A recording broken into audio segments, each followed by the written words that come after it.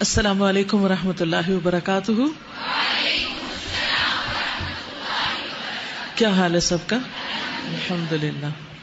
نحمده ونصلی علی رسولہ الکریم. اما بعد فاعوذ باللہ من الشیطان الرجیم. بسم اللہ الرحمن الرحیم. رب اشرح لی صدری ویسر لی امری واحلل عقدۃ من لسانی یفقہوا قولی. رمضان والعشر الاواخر. اگرچہ رمضان سارا ہی عبادت کا مہینہ ہے، مگر اس کے آخری عشرے کی عبادات کی خاص فضیلت بیان ہوئی ہے. رمضان کے آخری 10 دنوں میں اپنے اہل و عیال کو عبادت کے لیے خصوصی ترغیب دلانا، نبی کریم صلی اللہ علیہ وسلم کی سنت پر عمل کرنا ہے.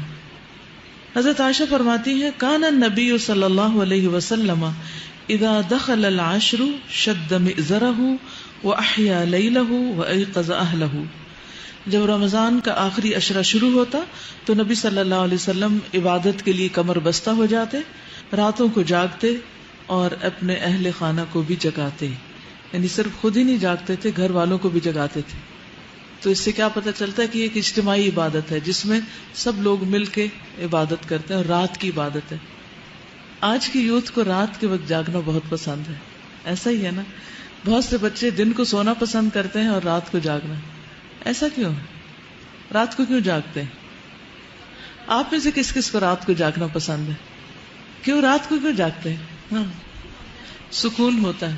اس سکون میں ہم کرتے کیا ہیں؟ تو اس سکون سے کیا فائدہ اٹھاتے ہیں؟ جو مرضی کا کام ہوتا ہے، جو ہم سب کے سامنے نہیں کر سکتے، اور یعنی اکیلے ہو جاتے ہیں نا. باقی گھر والے تو سو رہے ہوتے ہیں، اور پھر ہم انجوائے کرتے ہیں اپنے آپ کو اور اپنے کاموں کو اور اپنی پسند کی چیزوں کو.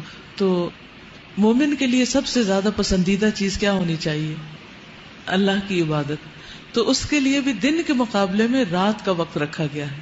ٹھیک، سارا سال تو ہم عشاء اور فجر کی نماز اگر پڑھ لیں تو وہ بھی بہت اچھا ہے. تہجد جس کو نصیب ہو جائے وہ تو بہت ہی خوش قسمت ہے.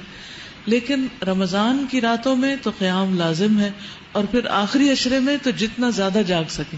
تو جس کو شوق ہے جاگنے کا، اس کے لیے تو بہت اچھے دن آ رہے ہیں. ان کے لیے جاگنا تو کچھ مشکل ہی نہیں. لیکن اس جاگنے میں ہم نے گپ شپ اور باتیں اور ادھر ادھر یا نیٹ پہ بیٹھ کے وقت نہیں گزارنا، بلکہ اللہ کی عبادت کرنی ہے. ایک اور روایت میں حضرت عائشہ بیان فرماتی ہیں، کان رسول اللہ صلی اللہ علیہ وسلم یجتہد فی العشر الاواخر ما لا یجتہد فی غیرہ. کہ رسول اللہ صلی اللہ علیہ وسلم عام دنوں کی نسبت آخری عشرے میں خوب محنت اور کوشش کرتے. عربی کے الفاظ کہتے ہیں ما لا یجتہد فی غیرہ، جتنا کبھی آپ کسی اور وقت میں کرتے نہیں تھے. یعنی ایسی کوشش اور محنت اور ایسی عبادت کسی اور وقت میں نہیں ہوتی تھی. تو اس سے کیا پتہ چلتا ہے کہ ہم نے اس کے لیے خاص طور پر پلاننگ کرنی اور زیادہ سے زیادہ اس وقت کو اچھی طرح گزارنا ہے. آپ صلی اللہ علیہ وسلم حضرت فاطمہ اور حضرت علی کا دروازہ بھی کھٹکھٹاتے اور فرماتے، الا تقومانی فتصلیانی، کیا تم دونوں نہیں اٹھو گے، نماز نہیں پڑھو گے؟ آپ آخری عشرے میں ہر رات مغرب اور عشاء کے درمیان غسل فرما کر خوشبو لگاتے تاکہ عبادات کے لیے تازہ دم ہو جائے. کس وقت؟ یعنی افطار وغیرہ کر کے کھانا کھا کر اور تراویح پڑھنے سے پہلے کے وقفے میں، تاکہ پوری طرح فریش ہو جائے. تو ایون اگر آپ نے پراپر غسل صبح کے وقت لیا ہوا بھی ہو تو اس سنت کو پورا کرنے کے لیے چند مگے پانی کے اپنے اوپر ڈال لیں تاکہ رات آپ کی اور زیادہ فریش گزرے، اچھی گزرے.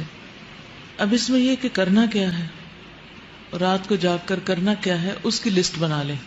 مثلا پہلے آپ قیام کریں گے تراویح کا، پھر اس کے بعد آپ کچھ اذکار کر سکتے ہیں، تلاوت کر سکتے ہیں، کوئی درس و تدریس کر سکتے ہیں اگر کٹھے گھر میں کچھ لوگ ہیں، کچھ سیکھ سکھا سکتے ہیں.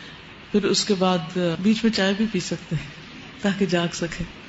پھر اس کے بعد یہ ہے کہ پھر دوبارہ قیام کریں اور پھر فجر پڑھ کے پھر کیا کریں، پھر آرام کریں. ان راتوں میں لمبی دعائیں بھی مانگیں، ٹھیک ہے، کیونکہ دعاؤں کی قبولیت ہوتی. اسی میں طاق رات ہے، اسی میں جبریل اور فرشتے اترتے ہیں اور سب کو دیکھتے ہیں کہ کون کون عبادت کر رہا ہے، اور جو عبادت کر رہا ہے اس کو بخش دیا جاتا ہے. تو دعائیں جو ہیں اب ماشاءاللہ کافی آپ کے پاس کلیکشن ہو گئی ہے. ان دعاؤں کے علاوہ آپ کی پرسنل دعائیں، آپ زندگی میں کیا بننا چاہتے ہیں، آپ اپنی آخرت کیسے چاہتے ہیں، آپ اپنے ماں باپ کے لیے کیا چاہتے ہیں، بہن بھائیوں کے لیے کیا چاہتے ہیں، اپنے بچوں کے لیے کیا چاہتے ہیں، امت مسلمہ کے لیے کیا چاہتے ہیں، اپنے ملک کے لیے کیا چاہتے ہیں، یعنی اپنی ذات سے شروع کر کے پوری دنیا تک آپ کا دل کیا چاہتا ہے کہ کیا ہو، تو اس سے متعلق آپ خوب خوب دعائیں کریں. ٹھیک ہے، اس کو اگر لکھ لیں. میں نے ایک چھوٹی سی ڈائری بنائی ہوئی ہے، تو اس میں جب مجھے کوئی دعا یاد آتی ہے، جب میرے اندر کوئی طلب پیدا ہوتی ہے، تو اس میں لکھ لیتی ہوں کہ اللہ مجھے یہ عطا کر. کیونکہ جب قبولیت کی راتیں یا اوقات ہوتے ہیں تو پھر میں اس کو دیکھ بھی لیتی ہوں کہ کہیں کوئی چیز بھول تو نہیں گئی، تو اس طرح آسانی ہو جاتی. یا حج عمرے وغیرہ پہ جاتے ہیں تو اس میں بھی پھر وہاں جا کر بہت زیادہ ذہن پہ زور نہیں ڈالنا پڑتا، سوچنا نہیں پڑتا کہ کون کون سی دعائیں مانگنی، وہ سب ساتھ ہی لکھی ہوئی ہوتی ہیں. ٹھیک، اور پھر میں چیک بھی کرتی رہتی ہوں کہ کون کون سی دعائیں میری پوری ہو گئی. تو الحمدللہ کافی ہو بھی گئی ہیں.